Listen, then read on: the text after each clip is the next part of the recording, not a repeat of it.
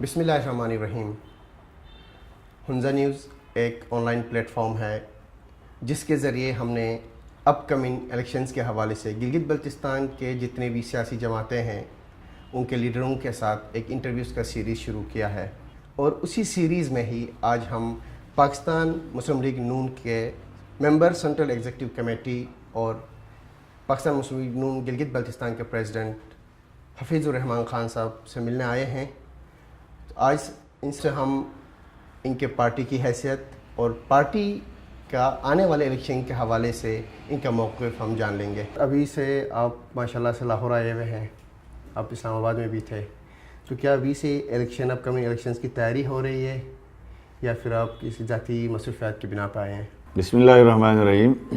میں سب سے پہلے آپ کا اور ہنزا نیوز آن لائن کا شکریہ ادا کرتا ہوں کہ انہوں نے مجھے اپنے خیالات کا اور اپنے احساسات کا جو ہے وہ اظہار کا موقع دیا ہے، اور اپنی قوم کے سامنے بات کرنے کا انہوں نے مجھے موقع دیا ہے۔ میں ان دنوں لاہور تو اس وقت میں اپنی نجی زندگی کے حوالے سے میں بیٹھا ہوا ہوں۔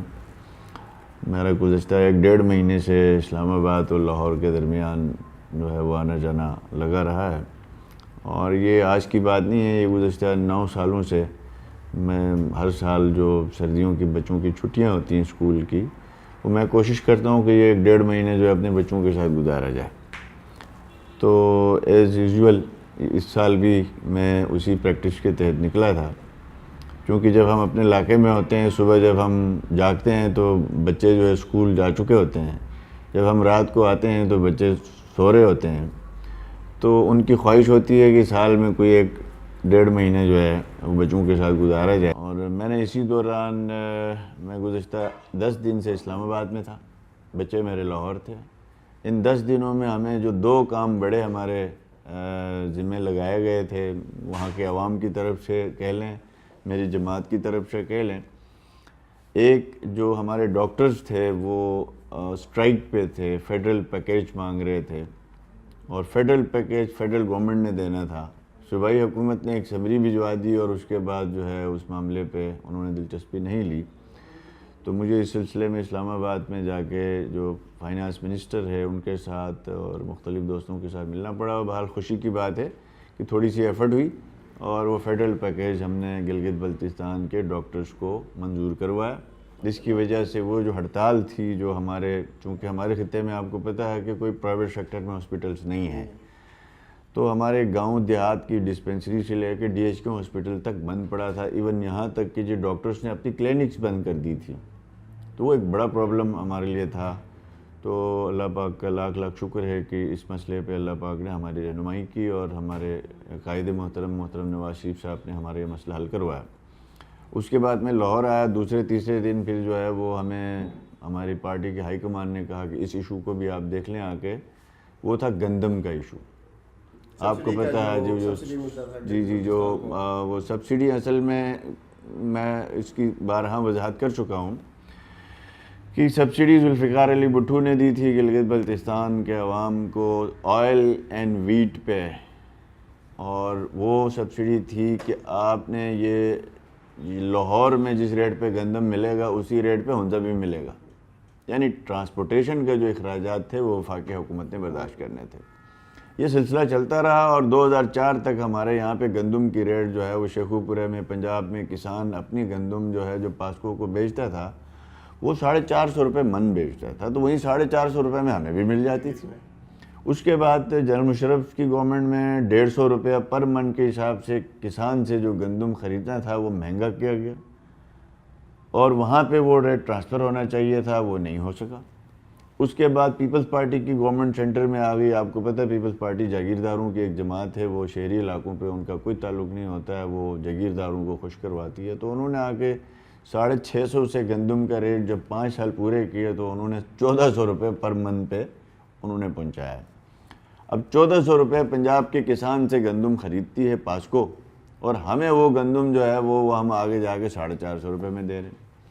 تو وہ ایک ایشو تھا جس کو پچھلی گورنمنٹ نے، وفاق میں جو پیپلز پارٹی کی گورنمنٹ تھی انہوں نے، اور صوبائی حکومت گلگت بلتستان نے 2011 میں ایک ایگریمنٹ کیا کہ جون 2014 تک جو گندم کا ریٹ ہے گلگت بلتستان میں وہ 550 روپے سے بڑھا کے 2600 روپیہ پر 100 kg کرنا ہے. یہ ایک ایگریمنٹ تھا. 550 سے 2600. 550 سے بڑھا کے 1200 کہہ لیں پر من. میں 100 kg کی بات کر رہا ہوں. اس وقت 100 kg بوری جو تھی وہ جب انہوں نے ایگریمنٹ کیا تھا وفاق کے ساتھ اس وقت 850 روپے کی تھی. تو فیڈرل گورنمنٹ پیپلز پارٹی کی تھی, صوبے میں بھی پیپلز پارٹی کی. انہوں نے ایک معاہدہ کیا.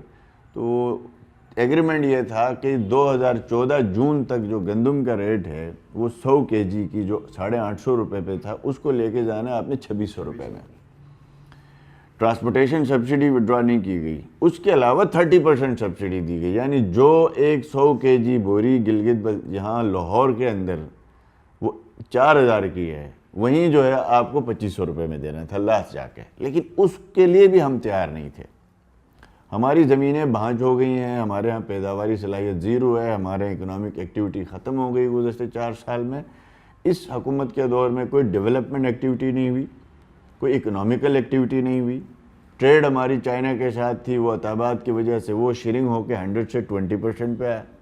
تو ان ساری وجوہات کے بنا پہ ہم نے گزشتہ ہفتہ 10 دنوں میں اپنی فیڈرل جو گورنمنٹ ہے, جب نواز شریف صاحب گزشتہ مہینے گلگت تشریف لائے تھے تو ہم نے وہاں پہ بھی ان سے گزارش کی اور اسی بیس پہ انہوں نے ڈائریکٹیوز ایشو کیے. اور گزشتہ دنوں جا کے اللہ نے کرم کیا کہ جو 1600 تک ابھی تک گندم کا ریٹ پہنچا ہے وہیں پہ منجمد کر دیا گیا. اور فیڈرل گورنمنٹ نے کہا کہ ٹل فردر آرڈر جو ہے ریٹس نہیں بڑھیں گے. کہیں یہ الیکشن تک ہے یا اس سے آگے بھی رہے گا؟ ہاں, میں سمجھتا ہوں کہ میری خواہش تو یہ ہے, فی الحال تو یہ ٹل فردر آرڈر ہے. ٹھیک ہے, ہماری خواہش یہ ہے کہ ہم اپنی جو 1.5 لاکھ ایکڑ زمین ہے گلگت بلتستان کی اس کو آباد کرنے کی طرف دھیان دیں. ہم اپنی جو آبی وسائل ہیں ان کو بہتر کریں اور ہم اپنے پاور سٹرکچر کو بہتر کریں. اب اس وقت گلگت بلتستان میں 270 میگا واٹ بجلی چاہیے. ہماری جو پیداوار ہے وہ 97 میگا واٹ ہے بمشکل, وہ بھی گرمیوں میں. اور ہم نے اس 7-8 مہینوں میں وفاقی گورنمنٹ سے 100 میگا واٹ کے پروجیکٹ لیے ہیں, اپروو کروائے ہیں, جن پہ مالیت ہے تقریباً کوئی 32 سے 34 ارب روپے کے پروجیکٹ ہیں. اور وہ کب تک تکمیل؟ یہ ہمارا جو ٹارگٹ ہے اگلے 3 سالوں میں یہ پروجیکٹ کمپلیٹ کیے جائیں. تو اب ہماری کوشش ہے, خواہش ہے کہ گلگت بلتستان کو جب تک اکنامیکلی آپ ساؤنڈ نہیں کرتے, پولیٹیکلی ہم ساؤنڈ نہیں ہو سکتے.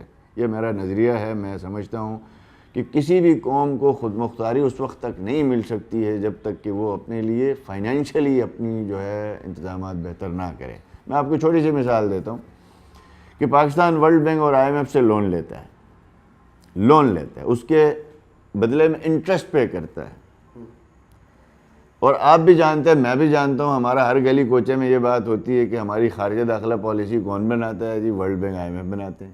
کیوں جی؟ ہم ان سے لون لیتے ہیں, ہم اپنے پاؤں پہ کھڑے نہیں ہیں. اب گلگت بلتستان کی صورتحال یہ ہے کہ ہمیں سالانہ 23 بلین روپیہ چاہیے اپنا روز مرہ معاملات کو چلانے کے لیے. اس 23 بلین میں سے 17.5 ارب روپیہ صرف تنخواہوں کے لیے چاہیے سال میں, صرف تنخواہ دینے کے لیے. اور باقی جو پیسے چاہیے جو آپ کا ایگزسٹنگ اس وقت جو انفراسٹرکچر بنا ہوا ہے, جو سڑکیں بنی ہیں, جو پاور ہاؤس بنے, جو اسکول بنے, جو ہاسپٹل بنے, ان کو چلانے کے لیے تو یہ سارا یعنی 23 بلین تو آپ کو ہر سال چاہیے, ہر سال. اب ہماری جو آمدن ہے لوکل نیٹ آمدن, نیٹ ایک تو ہے نا جی ہمارے دریا ہیں, ہمارے پاس مدنیات ہیں, ہمارے پاس وہ تو ابھی آپ کی آمدن میں شامل نہیں ہے. جب آپ ان کو پروڈیوس کریں گے, جب آپ نکالیں گے, جب دیامیر بادشاہ بنے گا, جب بونجی ٹنل بنے گا تو آپ کہیں گے کہ ہمارے پانیوں سے فائدہ اٹھایا جا رہا, ہمیں حق دو. فی الحال جو آپ کی نیٹ آمدن ہے گزشتہ سال کے بجٹ کے اندر وہ 28 کروڑ روپے ہے گلگت بلتستان کی, جبکہ 17 ارب چاہیے.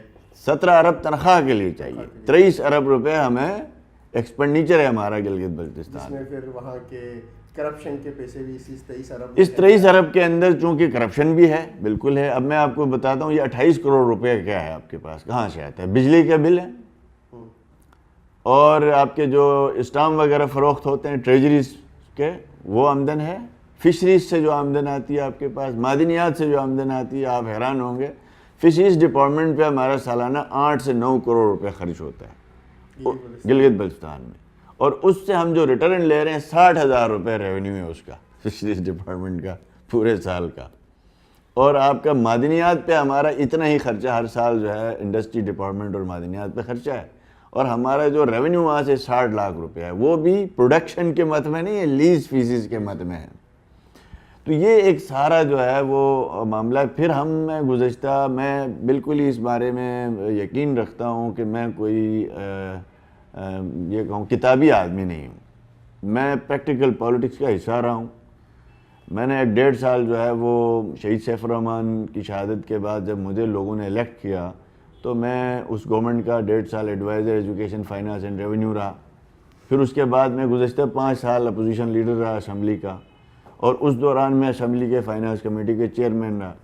اور تھوڑا سا میں نے کوشش کی اپنی زندگی میں، یہ نہیں کہ میں کوئی فلاسفر ہوں، میرے پاس کوئی اعلیٰ ڈگریاں ہیں، یہ بات نہیں ہے۔ میں چونکہ ایک سیاسی اسٹوڈنٹ رہا ہوں اپنے دور میں، جب میں نے اپنی پالیٹکس کی تھی تو اسٹوڈنٹ دور میں بھی کی ہے، اور وہ کوئی بہت بڑے پیمانے پہ نہیں کی ہے۔ میں نے لکھنا، پڑھنا، دوستوں کے ساتھ بیٹھنا، تو لہٰذا میں نے جب اس عمل کی بات کرتا ہوں پولیٹیکل عمل کی، تو مجھے اپنی مشکلات کا بھی اندازہ ہے، اپنی سوسائٹی کا بھی اندازہ ہے، اور ان ساری صورتحال کو مد نظر رکھتے ہوئے ہماری کوشش ہے کہ ہم گلگت بلتستان کے لوگوں کو بغیر کسی تکلیف کے، بغیر کسی مصیبت کے، بغیر کسی جو ہے وہ جیل کچہریاں بھرے، بغیر کسی جو ہے وہ تشدد کا راستہ اپنائیں، ہم سمجھتے ہیں ہم اپنی قوم کے لیے کچھ نہ کچھ کریں۔